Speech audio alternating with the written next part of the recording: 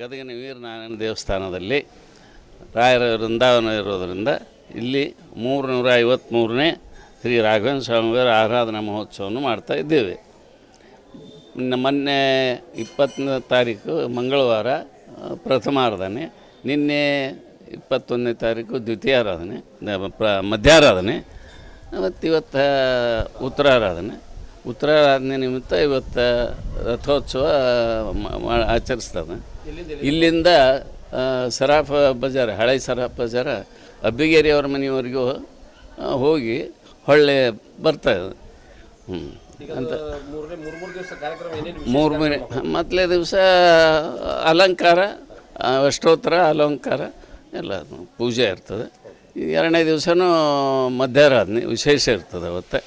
ಅವತ್ತೂ ಗುರುಪದಹಾರ, ರಾಘವೇಂದ್ರ ಅಷ್ಟೋತ್ತರ ಮತ್ತು ಇದು ಇರ್ತದೆ, ಅಲಂಕಾರ. ಮತ್ತು ಇವತ್ತು ಉತ್ತರಾರಾಧನೆ, ಇವತ್ತೂ ಅಲಂಕಾರ ಅಷ್ಟೋತ್ತರ ಎಲ್ಲ ಇರ್ತದೆ. ಮತ್ತು ಇವತ್ತು ಅಲ್ಲಿ ಸಾರ್ವಜನಿಕವಾಗಿ ಮಹಾಪ್ರಸಾದ ಇರ್ತದೆ. ಅದನ್ನು ರಥೋತ್ಸವ ಹೊಳ್ಳಿ ಬಂದ ನಂತರ ಇಲ್ಲಿ ಅಷ್ಟಾವಧಾನ ಸೇವೆ ಮುಗಿಸ್ಕೊಂಡು ಆನಂತರ ಪ್ರಸಾದ ಇರ್ತದೆ. ನಾವು ಧೀರೇಂದ್ರ ಕುಲಕರ್ಣಿ ಅಂತ.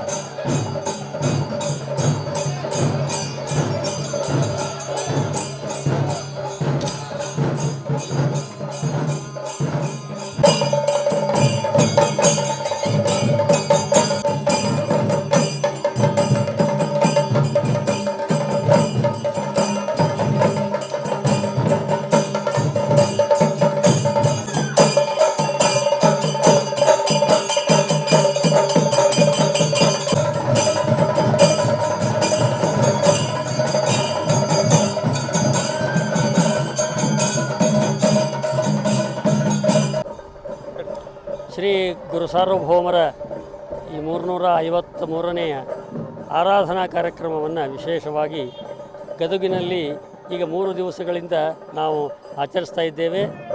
ಅದರಲ್ಲಿಯೂ ವಿಶೇಷವಾಗಿ ಗದಗಿನ ಮಹತ್ವ ಏನು ಅಂತ ಹೇಳಿದರೆ, ಶ್ರೀ ರಾಘವೇಂದ್ರ ತೀರ್ಥ ಶ್ರೀಪಾದಂಗಳವರು ತಾವು ಜೀವಿತರಾಗಿ ಈ ಸಂಚಾರವನ್ನು ಮಾಡುವ ಸಂದರ್ಭದಲ್ಲಿ ಗದಗಿಗೆ ಬಂದು ಗದಗಿನ ವೀರನಾರಾಯಣನ ಹಾಗೂ ಶ್ರೀ ಲಕ್ಷ್ಮೀ ನರಸಿಂಹನ ದರ್ಶನವನ್ನು ಮಾಡಿಕೊಂಡು ಇಲ್ಲಿಯೇ ತಮ್ಮ ಸನ್ನಿಧಾನ ಈಗ ಆಗಬೇಕು ಅನ್ನುವಂಥ ಒಂದು ಸೂಚನೆಯನ್ನು ಕೊಟ್ಟು ಹೋಗಿದ್ದರು.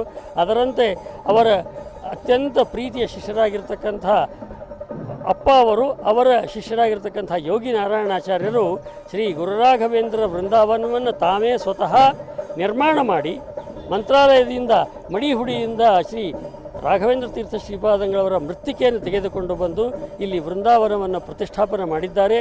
ಇದು ರಾಘವೇಂದ್ರ ತೀರ್ಥ ಶ್ರೀಪಾದಂಗಳವರ ಮೂಲ ವೃಂದಾವನದ ಸ್ಥಾಪನೆ ಆದ ಸ್ವಲ್ಪ 5-6 ವೃಂದಾವನಗಳಲ್ಲಿ ಈ ನಮ್ಮ ಗದಗಿನ ವೃಂದಾವನವು ಬರ್ತದೆ. ಬಹಳ ಪ್ರಾಚೀನವಾಗಿರ್ತಕ್ಕಂತಹದ್ದು.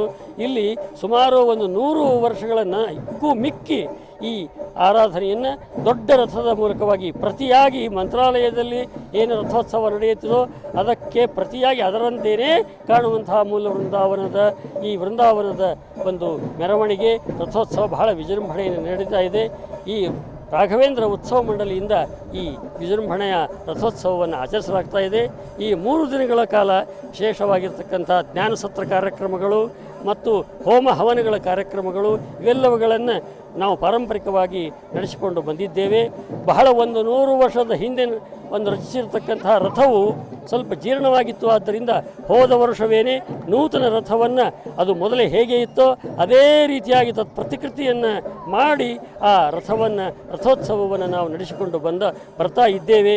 ವಿಶೇಷವಾಗಿ ಈ ಆರಾಧನೆಯನ್ನು ನಾವು ಮಾಡೋಣದ್ರಿಂದ ಗದಗಿನಲ್ಲಿ ಒಂದು ಕಾಲದಲ್ಲಿ ಈ ಮೃತ್ತಿಕಾ ವೃಂದಾವನಗಳು ಈಗೆಲ್ಲ ಪ್ರತಿ ಊರಿಗೂ ಆಗಿವೆ. ಈ ಉತ್ತರ ಕರ್ನಾಟಕದ ಭಾಗದಲ್ಲಿ ಮೊದಲು ರಾಯರ ವೃಂದಾವನಗಳು ಬಹಳ ವಿರಳವಾಗಿದ್ದವು.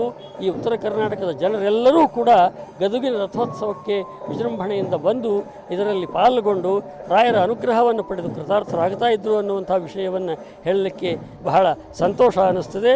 ಈ ರೀತಿಯಾಗಿರ್ತಕ್ಕಂಥ ಆರಾಧನೆಯಿಂದ ಆ ಗುರುರಾಜರು ಇಡೀ ಜಗತ್ತಿನ ಎಲ್ಲ ಪ್ರಜೆಗಳಿಗೆ ಇನ್ನೂ ಆಗಿರ್ತಕ್ಕಂಥ ಕ್ಷೇಮ, ಸ್ಥೈರ್ಯ, ಆಯುರ, ಆರೋಗ್ಯ, ಐಶ್ವರ್ಯಗಳನ್ನು ಕೊಟ್ಟು ಎಲ್ಲರನ್ನೂ ಸಲಹಲಿ ಅಂತ ಅವರಲ್ಲಿ ಬೇಡಿಕೊಂಡು ನಾನು 2 ಮಾತುಗಳನ್ನು ಅವರ ಪಾದಾರವಿಂದಗಳಲ್ಲಿ ಸಮರ್ಪಣೆ ಮಾಡ್ತಾ ಇದ್ದೇನೆ.